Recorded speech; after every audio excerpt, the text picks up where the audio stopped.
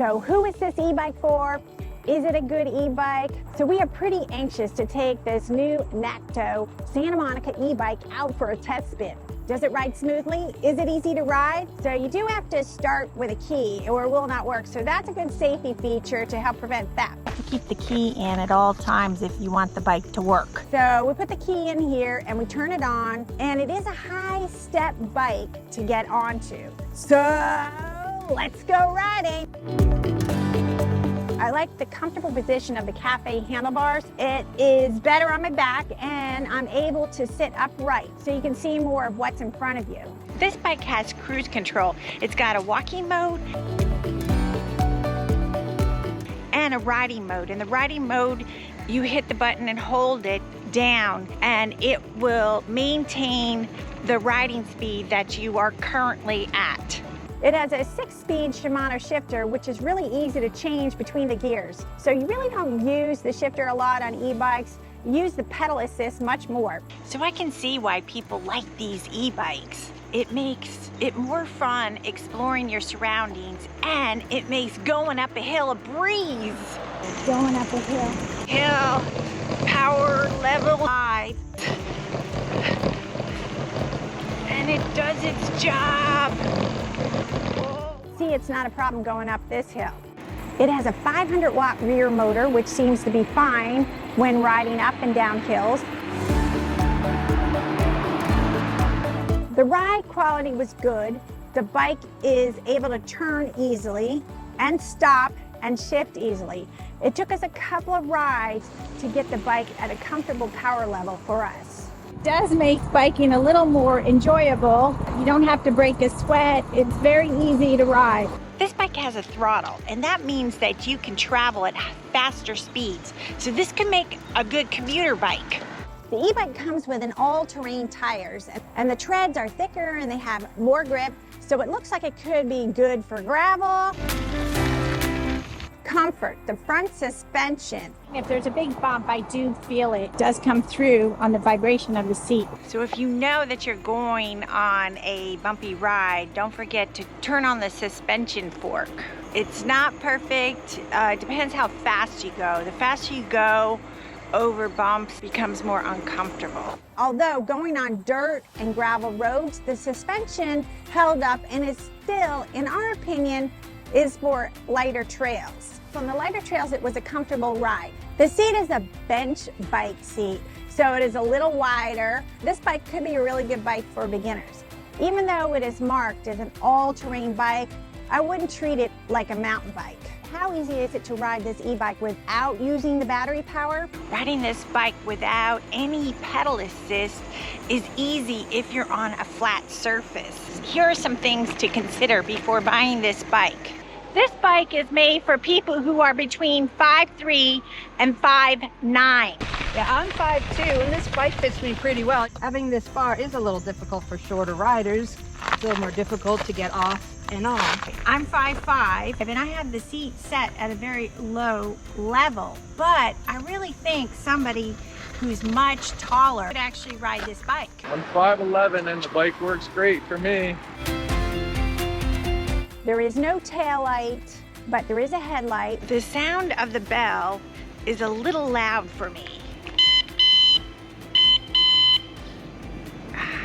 This bike is pretty heavy. Some people might have trouble lifting it on their bike rack. It's about 57 pounds, and that's without anything added to it. Make sure your bike rack is strong enough for this e-bike. And this has dual disc brakes. They said on the website that they conducted 1,000 tests before the product leaves the factory.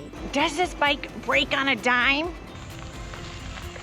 Ooh, close enough. The LCD display screen has the standard features with the power reading. It also shows the speed that you're going. It is advertised that it does go to the speed of 28 miles per hour. We did use a pedal assist to get this bike up to about 17, 18 miles per hour. Any higher than that, we felt uncomfortable. It has nothing to do with the bike. So the LCD display screen I think is in a really good placement. You can put your phone mount there, you can put a bell, you can put your GoPro clamp there, so it doesn't take up too much real estate. Is it in a good spot? That's personal preference, but you can move it around. Other added accessories that you can add are fenders, there's an extra battery, there's an attachment hole for the water bottle and lock or an air tag holder. You can add a rear rack as it does have holes for it, and you probably should get a tail light. So the battery life of the Santa Monica e-bike claims that it has a 60-mile range. That certainly depends on many factors. The terrain, the weight of the bike, the wind. Only half the battery was used when we went 19 miles on gravel.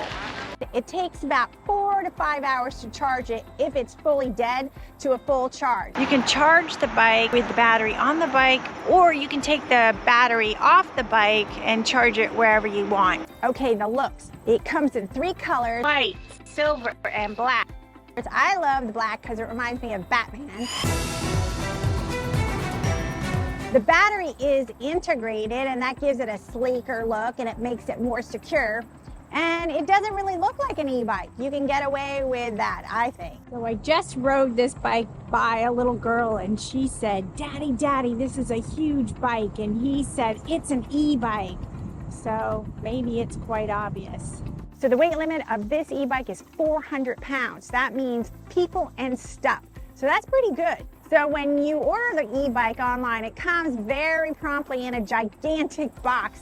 And the bike is About 90% put together. It is pretty straightforward and easy to assemble the e-bike if you attach the front wheel first. Before you attach the handlebars and the seat and the pedals, there is a user manual and even a video tutorial to guide you. Comes with all the tools. We did have a problem putting on the headlight. That was the only trouble we had with this e-bike. The screw was put on too tight. So I did call customer service and there was an actual human who answered me and they asked me to text them with a video of the problem. I still have not heard back yet from them. If you have trouble assembling, you could go to a bike shop. At this time, when this video was produced, they would give you a $50 credit towards a bike shop assembly. So what we ended up doing, put the headlight on, we put elastic band to hold it. And it seems perfectly fine, but eventually we're gonna have to work out that screw. Does a Nakto e-bike hold up long term? My neighbor bought a Nakto e-bike about a year ago. What is your opinion? Is the quality still good on this bike? The quality is really good. I like that. Yeah, I'm happy with the bike.